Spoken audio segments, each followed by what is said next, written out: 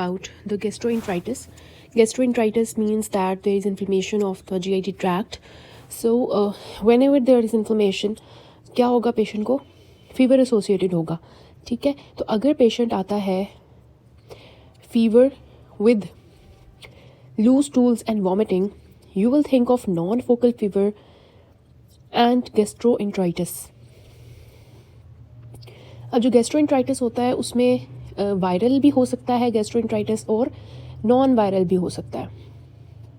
फिर एक बात याद रखनी है कि एक्यूट गैस्ट्रोएंटराइटिस होता है, परसिस्टेंट गैस्ट्रोएंटराइटिस होता है या क्रॉनिक गैस्ट्रोएंटराइटिस होता है. अगर हिस्ट्री जो है गैस्ट्रोएंटराइटिस की, लूज स्टूल्स एंड वॉमिटिंग की 2 वीक से कम की है तो दैट इज़ एक्यूट गैस्ट्रोएंटराइटिस. अगर हिस्ट्री 2 to 6 वीक्स की है तो दैट इज़ परसिस्टेंट डायरिया. और अगर 6 वीक्स से ज़्यादा की हिस्ट्री है तो दैट इज़ क्रॉनिक गैस्ट्रोएंटराइटिस. अगर लेस दैन 2 वीक्स की एक्यूट केस है तो that is mostly due to infections, for example due to E coli, due to drugs. For example if we take the clindamycin, it causes pseudomembranous colitis, and augmentin also causes diarrhea. So this is acute gastroenteritis due to some infection or history of drugs, as a reaction to drugs. Persistent जो कि 2 to 6 week की history होती है, इसमें the cause is giardiasis or zinc deficiency in the children. तो giardiasis के लिए आप फिर जो है इसकी एंटीजन टेस्ट करवाते हैं, स्टूल एंटीजन टेस्ट, और फिर पेशेंट को सिप्रोफ्लॉक्सासिन देते हैं फॉर 2 वीक्स अगर आप giardiasis जो है वो पॉजिटिव आ जाता है. उसके अलावा अगर 6 वीक से ज़्यादा की हिस्ट्री है, क्रॉनिक गैस्ट्रोएंटराइटिस है, so you will think of some coeliac disease, tropical sprue और inflammatory bowel disease, Crohn's ulcerative colitis जिसमें आ जाता है, or some malabsorption syndrome. So these are the classifications according to duration of gastroenteritis. Then I said that it can be viral or non-viral. Non-viral में आ जाता है bacteria या parasitic. अब कैसे डिफ्रेंशिएट करेंगे कि बैक्टीरियल है या वायरल है? तो 3 चीज़ें अगर होंगी तो दैट इज़ बैक्टीरियल गैस्ट्रोएंटराइटिस, और अगर इसमें से नहीं है तो वायरल होगा. 3 चीज़ें कौन सी हैं? बैक्टीरियल गैस्ट्रोएंटराइटिस में हाई ग्रेड फीवर होता है, स्टूल में ब्लड आ रहा होता है, और पेशेंट को एब्डोमिनल क्रैम्प्स होते हैं. जबकि वायरल के केस में लो ग्रेड फीवर होता है, ब्लड इन स्टूल नहीं होता, एब्डोमिनल क्रैम्प्स नहीं होते. इसी तरह बैक्टीरियल में क्योंकि हाई ग्रेड फीवर है तो इन पेशेंट्स के हम वाइटल्स लेंगे. वाइटल्स में हम पल्स देखेंगे, पल्स आपको टैकीकार्डिया में मिल सकती है. क्यों? एक हाई ग्रेड फीवर की वजह से, दूसरा क्योंकि डायरिया हो रहा है, डिहाइड्रेशन हो रही है, हाइपोवोलेमिया हो रहा है, तो वॉल्यूम डिप्लीशन की वजह से पल्स ज़्यादा होगी. फिर वाइटल्स में दूसरी चीज़ आ जाती है BP, which is very much important, क्योंकि ब्लड प्रेशर को ही देखते हुए हमें डिसाइड करना है कि हमारे पेशेंट को, गैस्ट्रोएंटराइटिस के पेशेंट को आईवी फ्लूइड्स की ज़रूरत है या नहीं. अगर तो ब्लड प्रेशर 100/60 से कम का है तो फिर हम आईवी फ्लूइड्स का सोचेंगे. लेकिन इंडिकेशंस ऑफ आईवी फ्लूइड्स क्या होते हैं मैं आपको बताती हूँ इसकी मैनेजमेंट में. वाइटल्स की बात कर रहे हैं, पल्स ले ली, बीपी ले लिया, एक्सिलरी टेम्परेचर आपको हाई ग्रेड या लो ग्रेड मिल सकता है. आईज़ को देखेंगे तो संकन होगी ड्यू टू डिहाइड्रेशन, मिल सकती हैं मे बी और मे बी नॉट. टंग देखेंगे तो डिहाइड्रेशन की वजह से ड्राई मिलेगी. कि फिर भी रीफिल टाइम चेक करेंगे, अगर तो 7 सेकंड से ज़्यादा का है इट मीन्स डिहाइड्रेटेड है पेशेंट. फिर हम एब्डोमेन को ऑस्कल्टेट करेंगे तो आपको बाउल साउंड्स एग्जैजरेटेड मिल सकती हैं. ठीक है, तो इस तरह से आप जो है उसकी एग्जामिनेशन की तरफ लेके जाओगे पेशेंट को. पेशेंट आपके पास लूज स्टूल्स और वॉमिटिंग के साथ आ रहा है तो अब आपने उसकी मैनेजमेंट स्टार्ट करनी है. तो अब हम देख लेते हैं what are the indications of IV fluids in the patient of gastroenteritis. So जैसे कि हमने बात की कि हमने बीपी उसका लिया, अगर 100/60 से कम का है, यूरिन आउटपुट देखा तो वो आपका ड्रॉप कर रहा है. उसने जो लूज टूल्स हैं वो 4 to 5 episodes of loose stools हो चुके हैं. मीन्स के जो डेफिसिट है वाटर लॉस का वो 1 लीटर से ज़्यादा का है। तो अगर 250 ml भी हर स्टूल में उसने लॉस किया है तो 5 स्टूल्स में उसने ऑलमोस्ट 1 लीटर से ज़्यादा डेफिसिट कर चुका है। इस केस में उसको IV फ्लूइड्स की ज़रूरत पड़ेगी। इसके अलावा परसिस्टेंट वॉमिटिंग कर रहा है बच्चा, ठीक है, पेशेंट इनटेक कम है और लॉसेस ज़्यादा है, मतलब वो इतना पानी नहीं पी रहा जितना उसका डायरिया हो रहा है। तो इन केसेस में these are the indications of IV fluids in this patients. फिर हमने चूज़ करना है IV फ्लूइड्स की ज़रूरत पड़ गई है। हमने देखा कि जी उसका BP 100/60 से कम था, लॉसेस इनटेक से ज़्यादा थे, 1 लीटर से ज़्यादा का डेफिसिट हो चुका है, परसिस्टेंट वॉमिटिंग है, ये यूरिन आउटपुट भी कम हो रहा है। अब हमने डिसाइड करना है कि पेशेंट को IV फ्लूइड कौन सा देना है। तो अगर तो पेशेंट को सिर्फ वॉमिटिंग है तो नॉर्मल सेलाइन से काम चढ़ जाएगा, लेकिन अगर डायरिया भी है तो फिर आपको रिंगर लैक्टेट की ज़रूरत पड़ेगी, और अगर वॉमिटिंग डायरिया दोनों है तो फिर आपका fluid of choice Ringer lactate है, क्योंकि इलेक्ट्रोलाइट्स लॉस भी हो रहे हैं तो रिंगर लैक्टेट की ज़रूरत पड़ेगी। अब कौन सा मोस्ट कॉमन इलेक्ट्रोलाइट लॉस हो रहा होता है, दैट इज़ पोटेशियम। अब पोटेशियम को हम रिप्लेस नहीं करते, क्योंकि पोटेशियम को रिप्लेस करते हुए हमें ECG जो है उसकी ज़रूरत पड़ सकती है और कार्डिक अरेस्ट हो सकता है। हमने यूरिन आउटपुट को देखते हुए पोटेशियम को रिप्लेस करना है, तो इतना बड़ा रिस्क नहीं हम लेते होते। हम पेशेंट के मैनेजमेंट में उसको बता देते हैं कि आपने जो है बनानास का यूज़ करना है ऊपर नमक डाल के, ताकि इलेक्ट्रोलाइट्स पूरे हों, और साथ में रिंगर लैक्टेट जो होगा वो भी इलेक्ट्रोलाइट्स पूरे कर देगा। आपको पोटेशियम रिप्लेस करने की कोई ज़रूरत नहीं है, ठीक है। तो बैक्टीरिया के केस में, बैक्टीरियल केस में सबसे पहले आपने उसको रिंगर लैक्टेट दिया, ये देखते हुए कि उसको ज़रूरत है कि नहीं, इंडिकेशंस देखते हुए 1 लीटर रिंगर लैक्टेट का उसको IV लाइन पास करके वो लगा दिया। उसके अंदर आपने जो है एक ग्रेविनेट ऐड कर दिया, क्योंकि उसको वॉमिटिंग हो रही है। तो अब आपने एंटीमेटिक देना है उसको।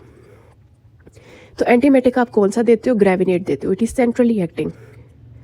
आप जो है वो कोई और एंटीमेटिक नहीं देते, ठीक है, लाइक मोटीलियम, डोमपेरिडोन, इस तरह के आप एंटीमेटिक नहीं देते which are not centrally acting. क्यों? क्योंकि जो मोटीलियम या डोमपेरिडोन है ये प्रोकाइनेटिक्स होते हैं, और प्रोकाइनेटिक्स डायरिया कॉज करते हैं। तो आपने उनको कौन सा एंटीमेटिक देना है, ग्रेविनेट, जो कि प्रोकाइनेटिक नहीं है। ठीक हो गया, तो ग्रेविनेट आपने चूज़ कर लिया, या आपने उसके अंदर ही ऐड कर देना है अपने IV फ्लूइड्स के अंदर। देन बात आ जाती है आपकी एंटीबायोटिक्स की, कि आपने एंटीबायोटिक कौन सी देनी है।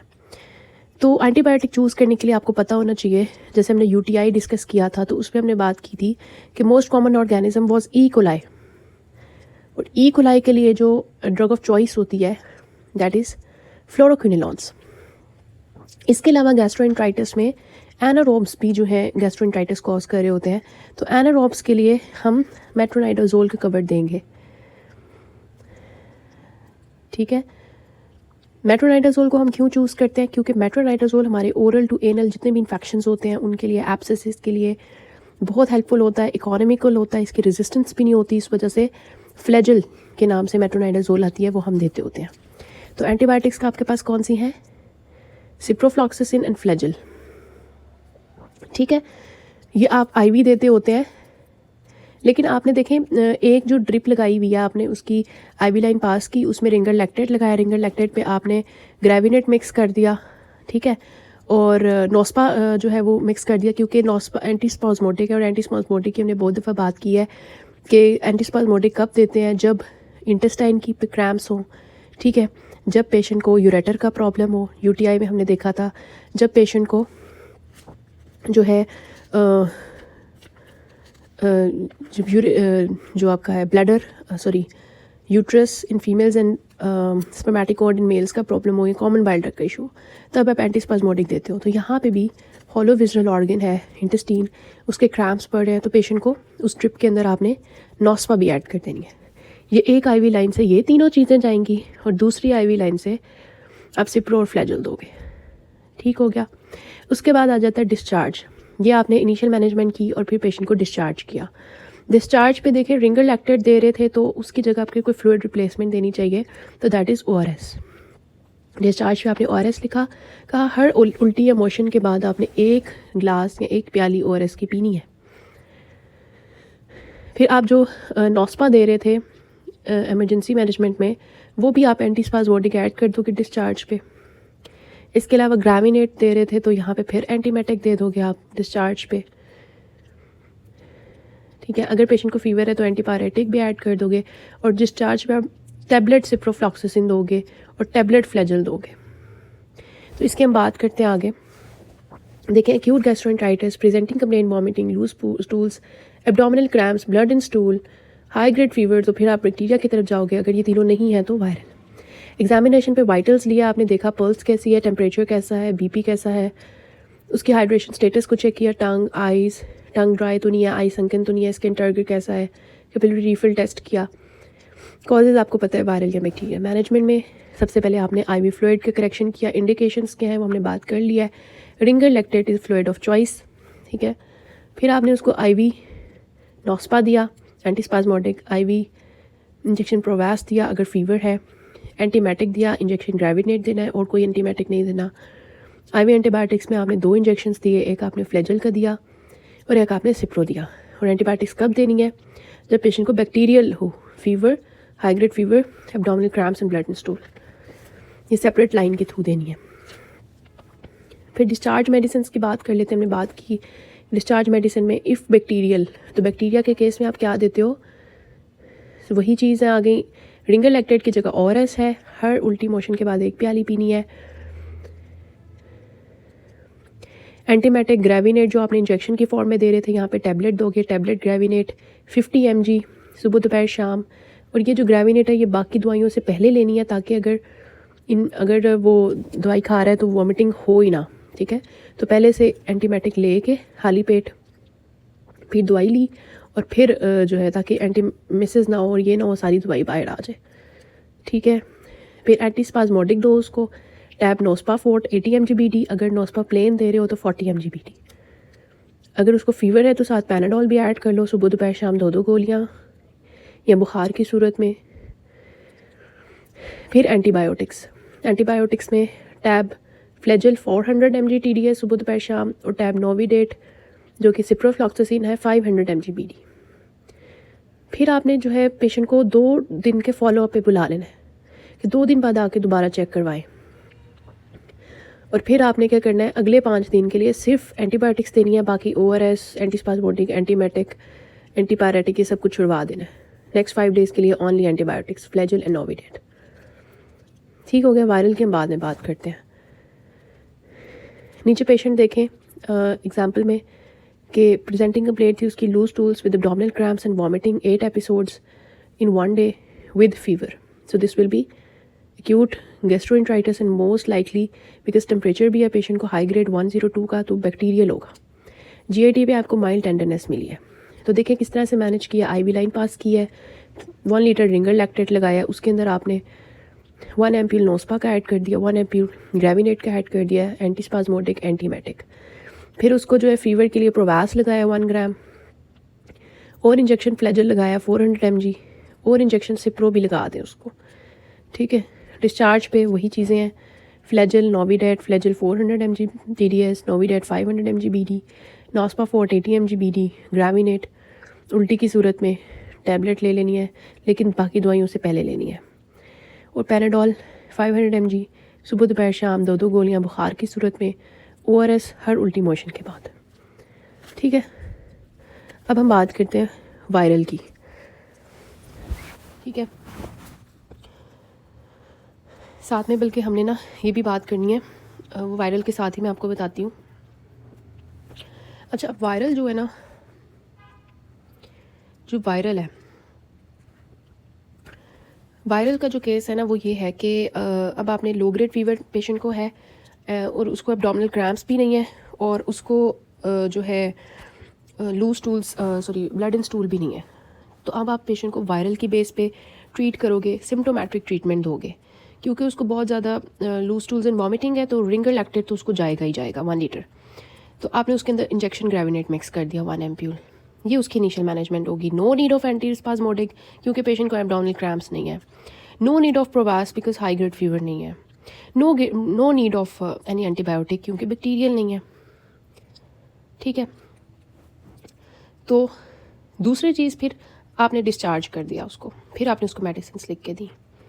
ठीक है, सिम्टोमेटिक में इनिशियल मैनेजमेंट में सिर्फ रिंगर लैक्टेट और ग्रेविनेट है सिर्फ। ठीक है, तो डिस्चार्ज पे आपने उसको क्या दिया। अब हो ये रहा होता है वायरल के केस में, रोटा वायरस फॉर एग्जांपल, ये क्या करता है, रोटा वायरस मोस्टली ये कॉज करता है गैस्ट्रोएंटराइटिस। ये क्या करता है कि जो सोडियम क्लोराइड का पंप होता है ना, उसमें क्लोराइड को जो है इंटेस्टाइनल ल्यूमन में लाना शुरू कर देता है, जिसकी वजह से वहाँ पे सोडियम भी आ जाता है।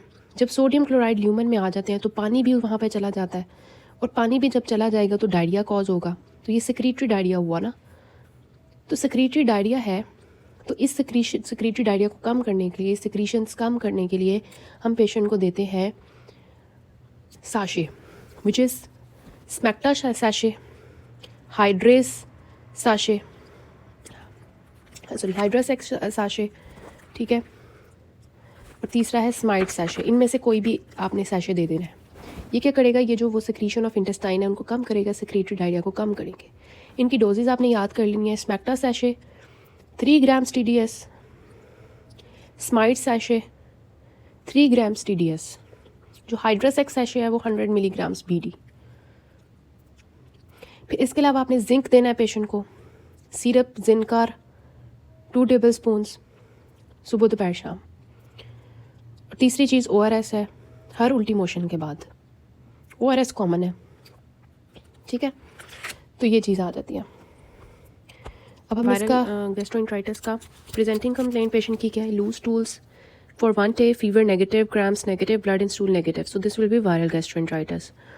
तो हमने कैसे ट्रीट किया, पेशेंट को IV लाइन पास की, रिंगर लैक्टेट लगा दी, IV स्टैट। अगर पेशेंट को वॉमिटिंग है, यहाँ पे तो वॉमिटिंग नहीं है ना, तो उसको ग्रेविनेट भी लगाना है, यहाँ पे नहीं लगाएंगे। फिर डिस्चार्ज में आपने क्या दिया, हाइड्रासेक या स्मेक्टा या स्माइट। ठीक है, tab Hydrasec 100 mg BD for 5 days। अगर स्मेक्टा सैशे भी दे सकते हैं, स्माइट सैशे भी दे सकते हैं, वो 3 ग्राम्स TDS होता है। ORS देना है हर मोशन उल्टी के बाद, और अगर उल्टी हो रही है तो टैब ग्रेविनेट देनी है। और साथ में पेशेंट को क्या कहना है, दही खाना है, खिचड़ी, पानी, फलों का जूस इस्तेमाल करना है 5 दिन के लिए। ये सारा ट्रीटमेंट है।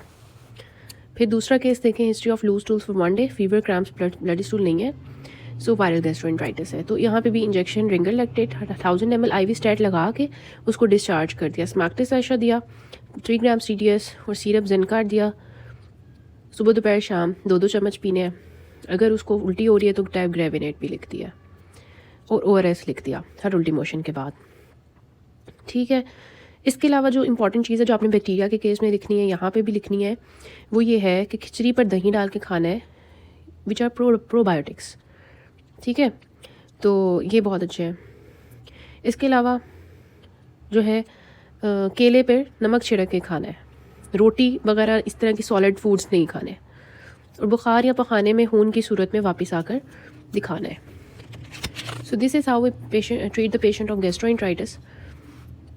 प्रेगनेंसी में नॉस्पा भी सेफ़ होती है, ORS भी सेफ़ होता है, ग्रेविनेट भी सेफ़ होती है। ठीक है, फर्स्ट ट्राइमेस्टर में जो एंटीबायोटिक सेफ़ है वो एजिथ्रोमाइसिन 500 mg OD है 5 days के लिए, और सेकेंड ट्राइमेस्टर में फ्लैजल सेफ़ होती है। ठीक है, अच्छा, अब ये सीन होता है कि जैसे अब हमने फ्लैजल और सिप्रोफ्लॉक्सिन देनी होती है पेशेंट को, तो हम पेशेंट को ऐसे भी कर सकते हैं कि IV फ्लैजल लगा दो, और जैसे ही वो थोड़ा सा ठीक होता है तो ओरल सिप्रो दो। ठीक है, और मतलब ओरल सिप्रो दे दो IV लगाने की बजाय। ठीक है, इस तरह भी आप कर सकते हो। फिर एक चीज़ आ जाती है कि कब आपने, एक्स्ट्रा चीज़ें हैं थोड़ी जो मैं आपको बता रही हूँ, कि एक कब आपने फ्लैजल देनी है और कब आपने इंटामिजोल देना है। इंटामिजोल जो होती है वो फ्लैजल और डोलेक्सोनाइड का कॉम्बिनेशन होता है। ठीक है, तो 2 तरह की डायसेंट्रीज होती हैं, एक अमीबिक डायसेंट्री होती है, एक बेसिलरी डायसेंट्री होती है। बेसिलरी डायसेंट्री के अंदर हाई ग्रेड फीवर और ब्लड इन स्टूल होता है, और अमीबिक डिसेंट्री में लो ग्रेड फीवर और ब्लड इन स्टूल होता है। तो जो इंटामिजोल होती है वो आप अमीबिक डिसेंट्री में देते हो। ठीक है, और बेसिलरी डायसेंट्री जो होती है, जो बैक्टीरिया की वजह से होती है, उसमें आप सिप्रो एंड फ्लैजल देते हो। ठीक है, ये बात आपने याद रखनी है। क्यों इंटामिजोल जो है वो आप उसमें देते हो अमीबिक डिसेंट्री में, क्योंकि जो सिस्ट फॉर्म होती है अमीबा की, वो मेट्रोनाइडाजोल फ्लैजल जो है वो किल नहीं करती। जिसकी वजह से क्या होता है, मेबिक लिवर एब्सेस बनने का खतरा होता है। तो उसको प्रिवेंट करने के लिए आप इंटामिजोल देते हो। इंटामिजोल की डोज़ क्या होती है, tab Entamizole DS 400 mg by 500 mg, जिसमें 400 mg आपका डिलेक्सोनाइट है और 500 mg आपका मेट्रोनाइडाजोल है। TDS में देते हो सुबह दोपहर शाम 7 दिन के लिए, ठीक है। इसके अलावा जो है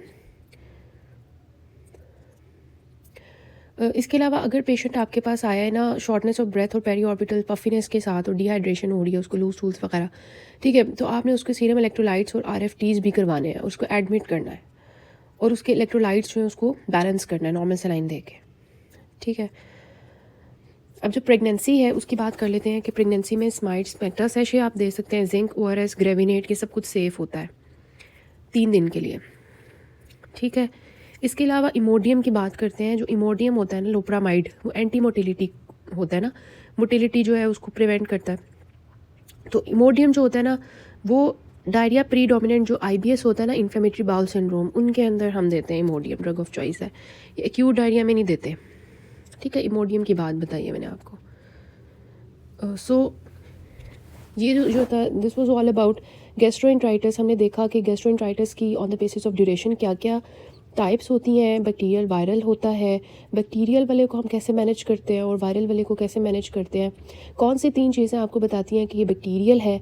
और बैक्टीरियल में आपने नहीं भूलना नॉस्पा को, क्योंकि पेशेंट को एब्डोमिनल क्रैम्प्स हैं। बैक्टीरियल में आपके एंटीबायोटिक्स चलेंगे, एंटीमेटिक्स चलेंगे, सिप्रो और फ्लैजिल तो लाजमी चलेंगे, ठीक है। जबकि वायरल के केस में आप जो है वो स्मेक्टा स्माइट और हाइड्रोसेक को याद रखेंगे, जिंक और ORS को याद रखेंगे। इनिशियल मैनेजमेंट में भी आपका बैक्टीरियल वायरल डिफरेंट है। So this is how you treat the patient of gastroenteritis in adults. पीड्स का हम इंशाल्लाह अलग से देखेंगे।